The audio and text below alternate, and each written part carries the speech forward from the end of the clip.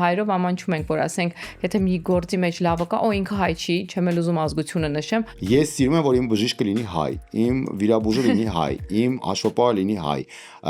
որակյալ հայեր եւ որակյալ մասնագետներ, բայց որ հայը դա իմ որ արդեն առավելություն է։ Դու գնալիք Մադագասկարում ապրեիք, ասենք չգիտեմ քանի օր Մադագասկարում հայ կա։ Բայց կլինի։ Ինչի եկել եք Լոս Անջելես, ամենահայաշատ տեղերում ապրում եք։ Եվ ամենահայաշատ քաղաքում Ինգլանդերում։ Եվ դե մեր բիզնեսը մենք հայերի հետ չենք ուզում, օքեյ։ Երբեք ամոթ չի եղել սովորել, ուղղակի կան մարդիկ, որ կոմպլեքսներ ունեն, որ իրանք արդեն տարիքով են, իրանց պետք չի սովորացնել։ Եվ այդ մեր ծնողներից է եկել սովետից, որ Անձինս այդ ծնողի ով անգլերեն վատ է խոսում, ինքը տեսնում է մարդ, ով իր համար չի կարող լինել հեղինակություն, եւ այստեղից սկսում է այդ անջրպետը ու խորանում է, ու հետո մի օր այդ ծնողն ու երեխան իրենց սկսում են բախվել ու չհասկանալ, որ հետո ծնողը ասում է, բա ոնց սենց եղավ։ Տաց սիրուն հագնված երկու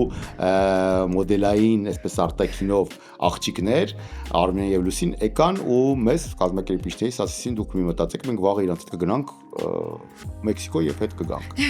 Դեռ խոսեցինք հայերից, բայց մի հատ ոչ հայկական հարց ունեմ տալու, որ մեկ օրով լինեիր ԱՄՆ նախագահ։ Ինչ կփոխեիր ԱՄՆ-ում։ Գիտես ինձ այսպես որ նույն Օբամայի ժամանակ ավելի շատ դեպորտեյշններ ա եղել, բայց այս ձևաչափով չեն արել։ Վիճակագրության բայում։ Հա, այս ինչ որ հիմա է արվում, ստորացնելով, մարդկանց կիսելով, ընտանիքներին, փոքրասակ երեխա եւ այլն, դա կբացառեի, եթե լինեի նախագահ։